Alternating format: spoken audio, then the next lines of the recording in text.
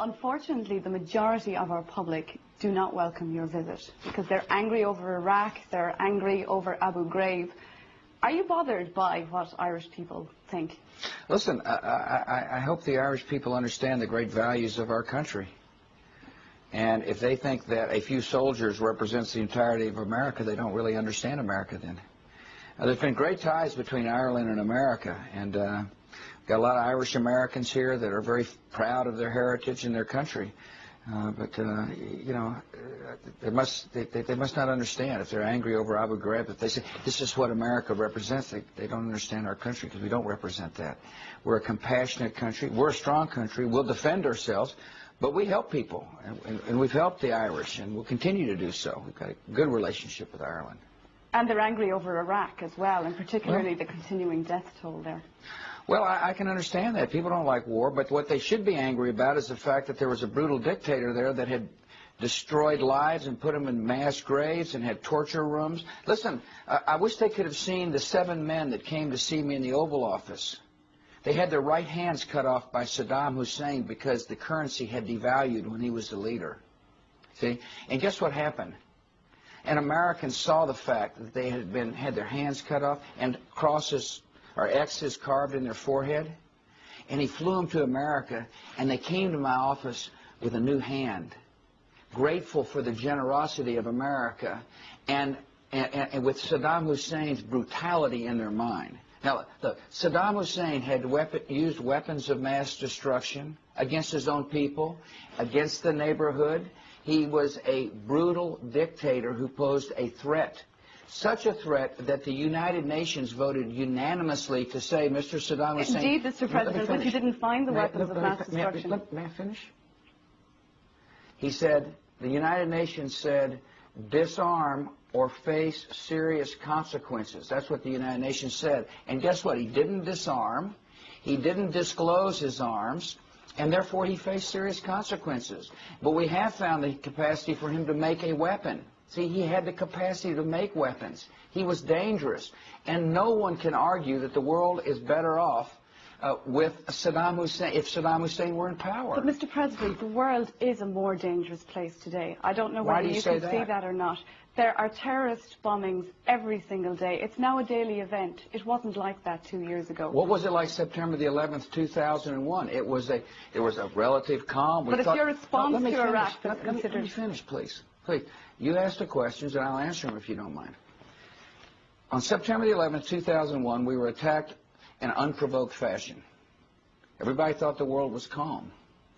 And then there had been bombings since then. Not because of my response to Iraq. There were bombings in Madrid. There were bombings in Istanbul. There were bombings in Bali. There were killings in Pakistan. Indeed, Mr. President, and I think Irish people understand that, but I think there is a feeling that the world has become a more dangerous place because you have taken the focus off Al-Qaeda and diverted into Iraq.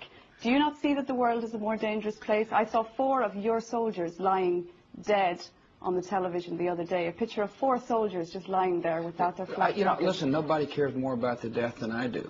Is there a point at which... Let me finish, please, please. Let me finish, and then you can follow up if you don't mind. Nobody cares more about the deaths than I do. I care about it a lot.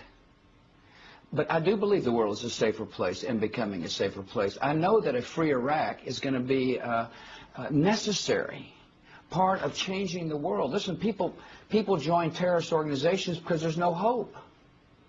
And there's no chance to raise their families in a peaceful world where there is not freedom. And so the idea is to promote freedom and at the same time protect our security. And I do believe the world is becoming a better place, absolutely. Mr. President, you are a man who has great faith in God. I've heard you say many times that you strive to serve somebody greater than yourself. Right. Do you believe that the hand of God is guiding you in this war on terror? I think that my relationship with God is a very personal relationship. And I turn to the good Lord for strength. And I turn to the good Lord for guidance. I turn to the good Lord for forgiveness. But the God I know is not one the God I know is one that promotes peace and freedom. And but I get great sustenance from my personal relationship. That doesn't make me think I'm a better person than you are, by the way. Because one of the great admonitions in the good book is, don't try to take a speck out of your eye if I got a log in my own. You're going to meet Bertie Ahern when you arrive in Shannon Airport tomorrow. Yeah. I guess he went out on a limb for you, presumably because of the great friendship between our two countries. Can you look him in the eye when you get there and say, it will be worth it, it will work out? Absolutely. I wouldn't be doing this. I wouldn't have made the decisions I did if I didn't think the world would be better. Of course. But I'm not going to put people in harm's way or young if I didn't think the world would be better. Why is it that let me finish. And so, yes, I can turn to my friend Bertie Ahern and say, thank you. Thanks for helping. And I appreciate it very much. And there'll be other challenges, by the way. Why is it that others don't understand what you're about? I don't know. History will judge what I'm about. But I'm the kind of person, I don't really try to chase popular polls, or popularity polls. My job is to do my job and make the decisions that I think are important for our country and for the world. And I argue strongly that the world is better off because of the decisions I have made, along with others. America's not in this alone. One of our greatest allies of all in the world is your neighbor, Great Britain.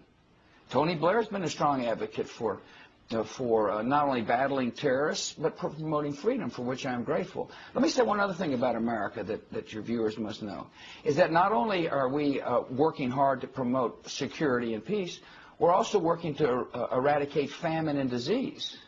There's no more generous country on the face of the earth than the United States of America when it comes to fighting HIV/AIDS. As a matter of fact, it was my initiative that asked Congress to spend $15 billion over 5 years to battle this pandemic, and we're following through on it.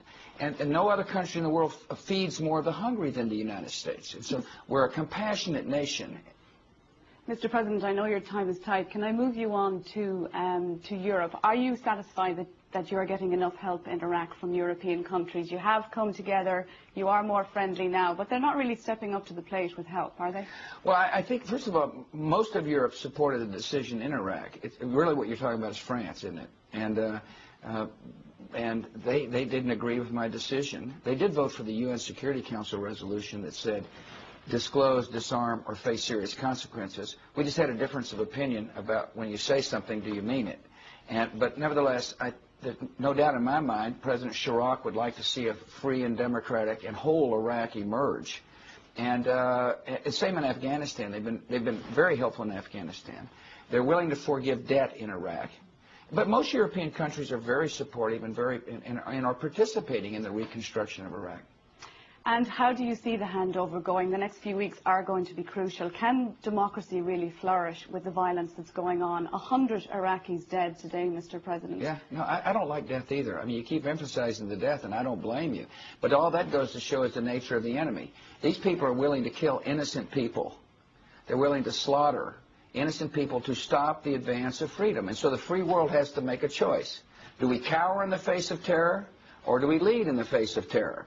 And I'm going to lead in the face of terror. We will not let these terrorists dash the hopes and ambitions of the people of Iraq. There's some kind of attitude that says, oh gosh, the terrorists attack, let's let the Iraqis suffer more.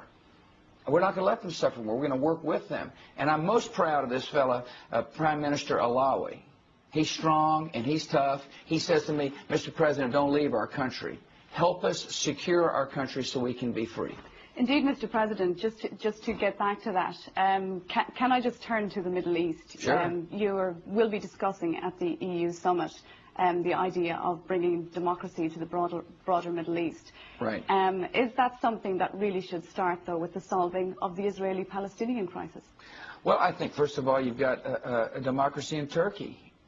And you've got a democracy emerging in Afghanistan. You've got a democracy in Pakistan. In other words, but shouldn't that be on the top of the list? Please for a minute, okay? It'd be better if you let me finish my answers, and then you can follow up if you don't mind. And what I'm telling you is that democracy can emerge at the same time that a democracy can emerge in the Palestinian state. I'm the first American president to have called for the establishment of a Palestinian state. The first one to do so. Because I believe it is in the Palestinian people's interest. I believe it's in Israel's interest. And yes, we're working, but we can do more than one thing at a time. And we are working on the roadmap with the quartet to advance the process down the road. Like Iraq, the Palestinian and the Israeli issue is going to require good security measures. And a bit more even-handedness from America? And we're working on security measures. In America, I'm the first president to ever have called for a Palestinian state. That's, to me, sounds like a reasonable, balanced approach. And but I will not allow terrorists to determine the fate, as best I can, determine the fate of people who want to be free. Mr. President, thank you very much for talking to us.